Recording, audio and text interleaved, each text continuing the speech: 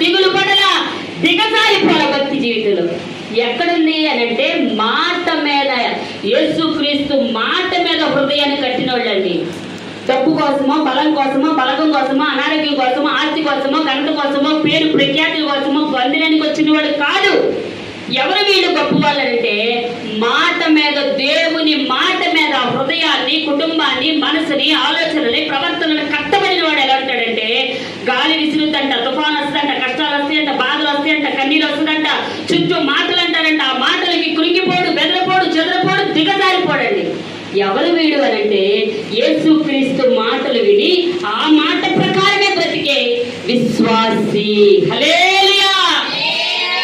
అలాంటి మాట నేర్పగలిగిన వారముగా, అలా మాట మీద మన హృదయాలను కట్టబడిన వారముగా దేవులలో నిలిచి కొనసాగిపోవాలి. కానీ ఏ మాట పడితే ఆ మాట కంట కృంగిపోకూడదు. నీతిమంతుడంటే దుర్వార్తకు జడియుడు.